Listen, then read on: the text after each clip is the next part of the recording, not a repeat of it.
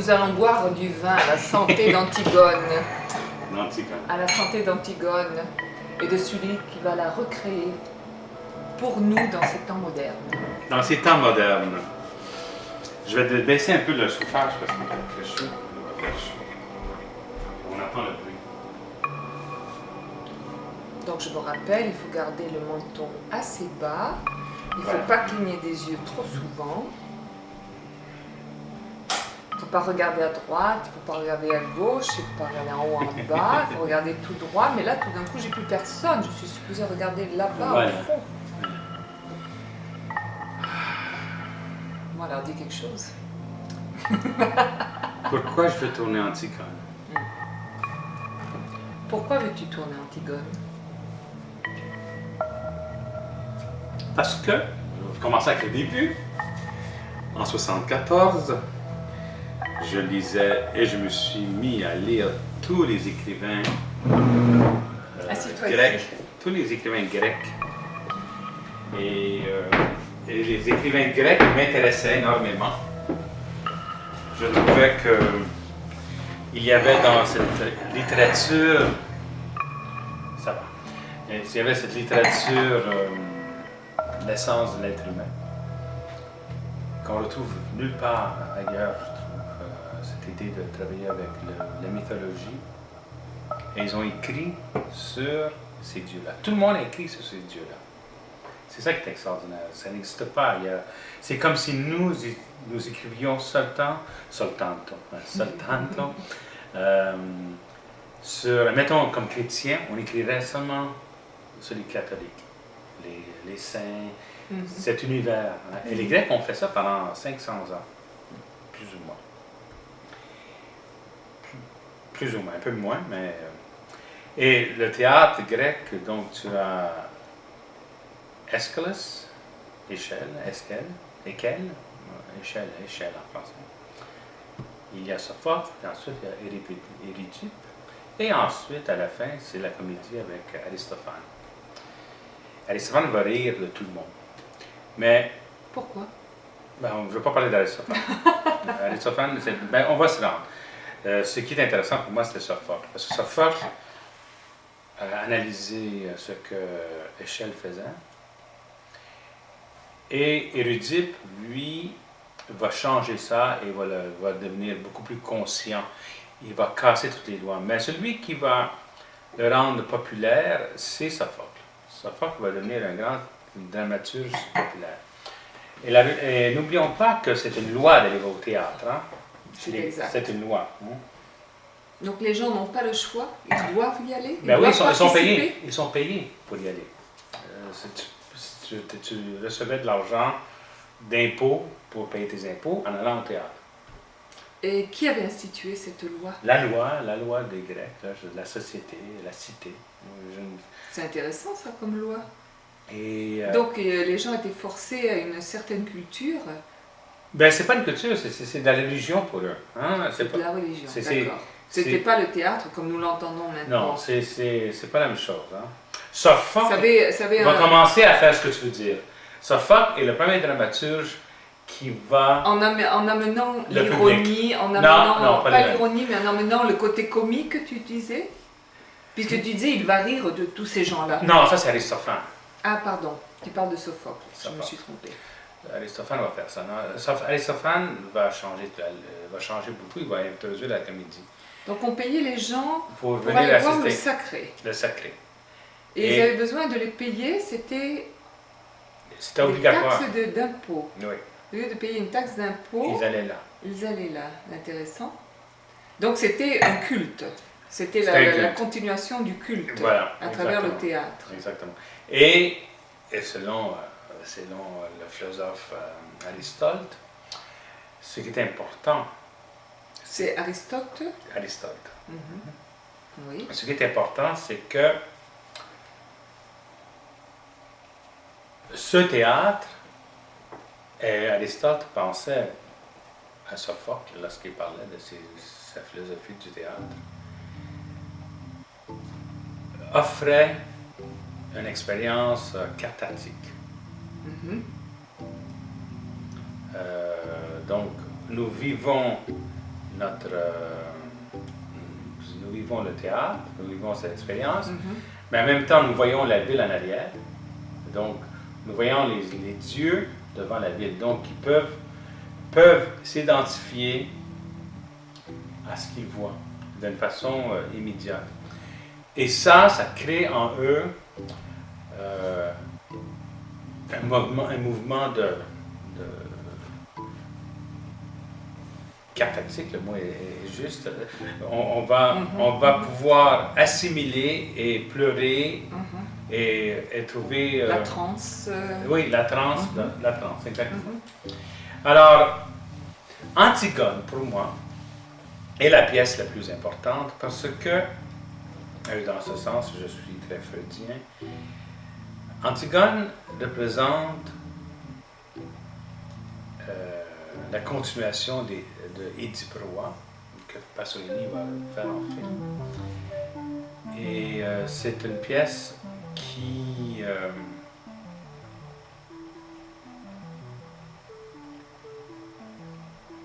va mettre en scène des enfants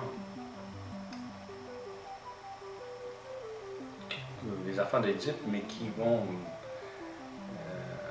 devoir faire face à leur destin. Le destin étant jeté par Édipe, qui dit « Tous mes enfants, qui sont les enfants de moi et Jocaste, doivent mourir. » Donc, c'est la destruction de la société incestueuse. D'où la philosophie de Freud qui dit l'inceste défendu du père, c'est ça la philosophie de Freud, il dit l'inceste qui est défendu du père nous mène à la société, à la création de la société at large. Sans le père, il y a inceste.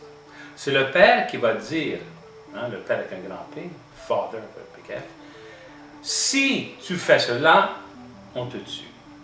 Donc, tu ne peux pas coucher avec ta mère. Tu ne peux pas, parce que Édipe va dire, on tue les enfants de l'inceste. C'est défendu. Et Sophocle va parler de cela.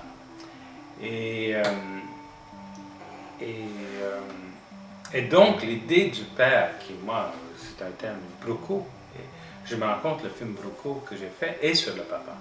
Tout le film est sur le père. Quand nous l'avons vu à New York, c'est le commentaire que tout le monde a dit. Ce film est une histoire des ancêtres. Oui, parce que jusqu'à la fin, il parle toujours au père. Au père. Où le père lui apparaît en songe, voilà. En rêve. Il parle la présence du père est tangible. Et ça, je ne le savais pas, parce que c'était inconscient chez moi. L'inceste est là. Tu sais, les gens vont se marier entre cousins. Dans ma famille, la famille de ma mère, il y a eu de l'inceste. C'est-à-dire, ils se sont mariés. Non, c'est pas l'inceste pour baiser non, deux cousins. Entre cousins, le premier des cousins germains. Oui, ce qui est défendable. C'est-à-dire... Qui n'est pas défendable. Puisque c'est les enfants des frères et sœurs. Exactement. Et toute cette famille-là est morte. De maladie? Non, meurtre. Meurtre, d'accident, de voiture. Non, bon. Non, mais toute la famille est morte. Est morte. Mais quelle partie de la famille? Maman, de ma mère, la Raspa. Du côté de ta maman? Oui. En Italie? En Italie. C'est-à-dire les parents ou les cousins qui sont morts? Toute la famille de ma grand-mère. La maman de ta maman? Oui. Ses cousins se sont entremêlés. Les deux. D'accord. Et cette famille-là est morte. Elle n'existe plus. Pas déracinée. Disparue. Et donc, pour moi, ça... C'est étrange, hein? Non, ça démontre que les dieux grecs avaient raison. Non, on n'a pas le droit de faire ça. Et pour moi, c'est... Donc, ils ont été châtiés. Exactement. Mais moi, je crois personnellement que l'immigration, et je le vois même dans le film Châtelain analysé, Pane e Cioccolate, l'idée de rester enfermé est néfaste. Et je crois que l'immigration est foncièrement un geste de partir. Oui. Hein? Oui, je le crois aussi. Ben, ta mère a vécu ça. Ta mère elle s'est rébellée à ça, tu comprends? Totalement. Elle dit, on doit partir de la France. Totalement. Pourquoi tu veux faire ça? Ben oui. Tout le monde était contre. Non, ce n'est pas vrai. Mon père était contre, mais ses amis étaient tout à fait d'accord. C'est la base de la société de pouvoir ouvrir. Et pour moi, Antigone représente la modernité sociale. Par contre, lorsque j'ai lu pour la première fois que c'était une pièce de théâtre à la Rimbaud, c'est-à-dire une jeune femme qui se rebelle contre son beau-père, enfin, son futur beau-père. Pour ce qui semble être, comment dire... une cause juste. Une cause juste. Ben oui, l'idée d'enterrer son frère, une cause juste. Qu'il soit un traître, là aussi, pour moi c'est intéressant, c'est politique. Donc, la question politique est intéressante aussi. Il y a là deux frères qui se tuent, les deux fils d'Édipe.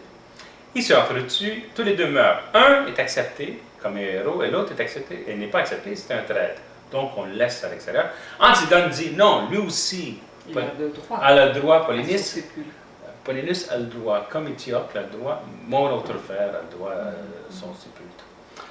Et évidemment, la société dit non. Le traître est punissable. Est-ce qu'il y a pardon dans la société? Il n'y a pas. Il n'y en a pas. Ben ça, on regarde la guerre, les guerres, est-ce qu'on peut pardonner des gestes violents?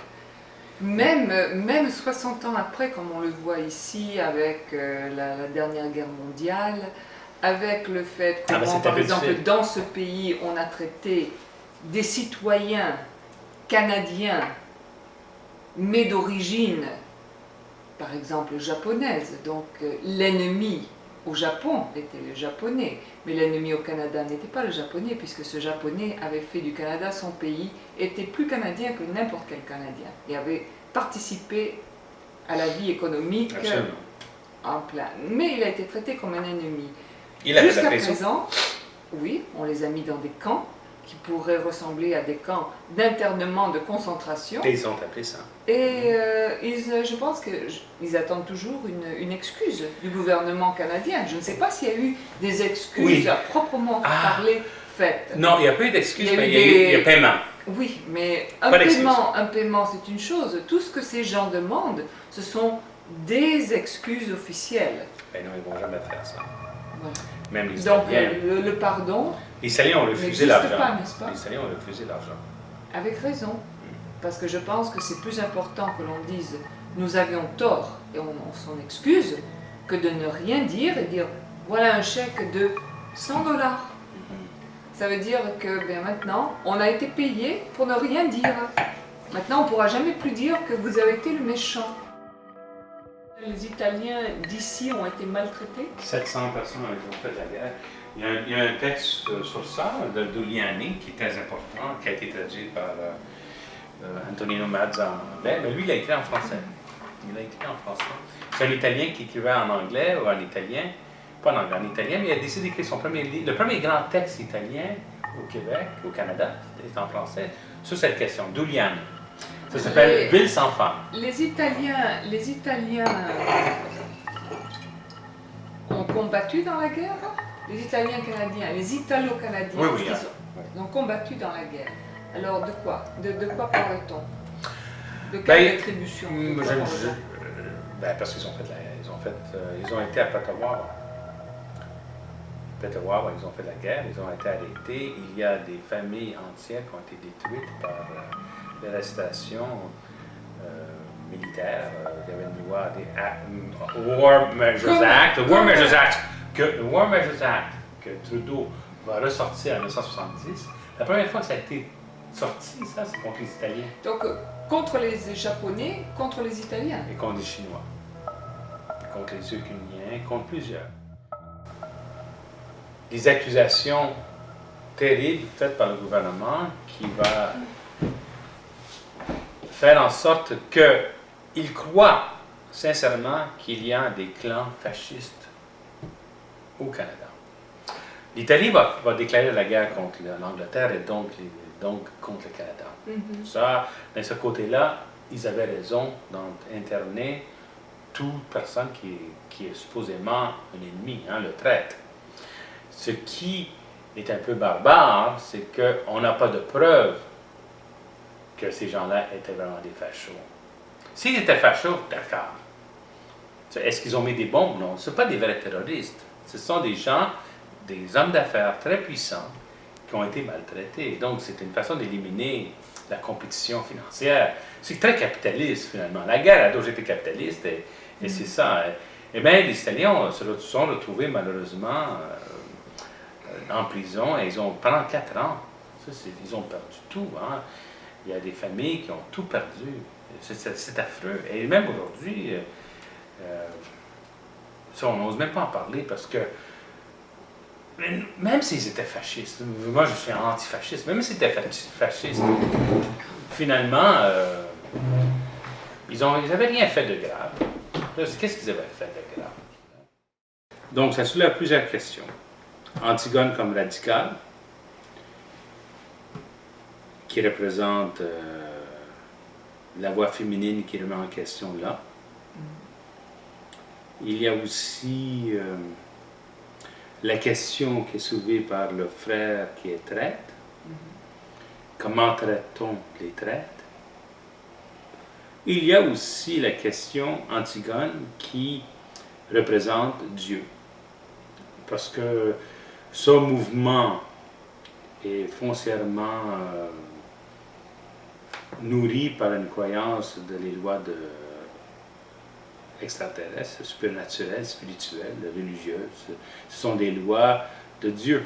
C'est-à-dire, ce qui est le plus important, c'est l'enterrement des êtres humains, parce qu'une âme qui n'a pas un enterrement ne pourra jamais continuer d'errer. Va toujours continuer à errer, et ça, c'est maltraiter les âmes. Donc, à ce niveau-là, c'est ça Antigone. De l'autre côté, nous avons Créon, qui lui représente le côté social, l'homme.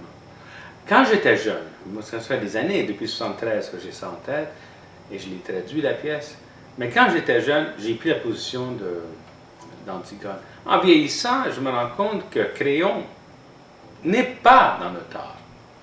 C'est-à-dire, il représente la loi de la civilité, la cité. Hein? Il représente la voie de la société dans laquelle il vit. Il est un traître, on doit le punir. Hein? Que ça soit son fils ou pas. Exactement. Mais c'est pas son fils, c'est le fils de sa sœur, hein, qui est Castor. Il est l'oncle. Donc l'inceste est encore là parce qu'Antigone aime Aimon, qui est le fils de Créon. Donc l'inceste va continuer. Il faut que ça meure. Hein? C'est ça qui est extraordinaire. Ils ne peuvent pas continuer. Donc Créon, lui, représente la société, le droit chemin. Et cette vision-là, en vieillissant, je me rends compte, elle est aussi juste. Parce que sans cette vision-là, il y a l'anarchie, le chaos, pas l'anarchie, parce que le chaos. Hein? Il y a le chaos civil, il n'y a plus de loi, il n'y a plus de loi. Donc quand il n'y a plus de loi, il n'y a plus de justice. Exactement. Alors, en vieillissant, je me suis dit, mais Créon est important. La nouvelle vision, elle est basée sur la confrontation d'Antigone et Créon, non pas comme une personne qui a raison et l'autre qui a tort, ou une personne qui a tort et l'autre a raison. C'est vraiment, les deux ont raison. Et ce qui crée la tragédie, c'est d'être entêté dans son raisonnement. Ça, c'est nouveau. Et c'est ça que j'ai envie d'analyser pour la première fois. D'un côté, analyser ce qui tue l'amitié, ce qui tue l'amour, ce qui tue la famille, c'est l'entêtement. Oui, c'est ça. Voilà, et j'ai envie d'en montrer. Donc, je veux montrer que tous les deux sont bons. Quand j'ai commencé à les traduire, j'ai montré Créon comme un homme méchant. Et là, je vais tout changer. C'est le contraire, il va être très doux, très gentil. Il va être méchant avec son fils, parce que son fils va l'insulter, et lui va insulter son fils, donc ils vont se chicaner, puis le fils va se suicider. Donc, c'est affreux. Il y a 3 suicides dans cette pièce. Ça aussi, le suicide est dû à quoi exactement? Le suicide m'intéresse, hein, c'est mon thème préféré. Et dans ça ici... Quelle est la force majeure qui fait qu'Edmond se suicide? Ben lui, il se suicide parce qu'il a honte. Il a honte d'avoir... La décision de son père? Et non, d'avoir insulté son père. Ah, d'avoir insulté son père. C'est tellement grave. C'est un fils qui respecte son père. Totalement. Mais il adore Antigone. Il est pris entre les deux. La contradiction est trop lourde pour lui. Il ne sait plus quoi faire. Exactement.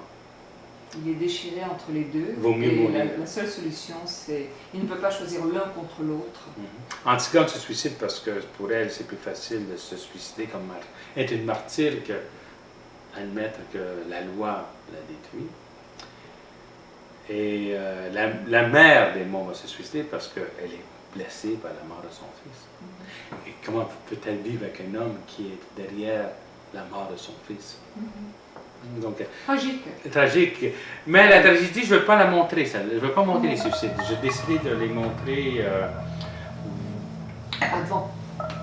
Tout se passera... Non, de montrer... non, parce qu'il parle. Mais de faire plus ou moins de ce que Jean-Marie Straub a fait. Jean-Marie Straub, tous les cinéastes qui ont tourné ça ont montré le corps mort. Et la caméra reste sur le corps mort.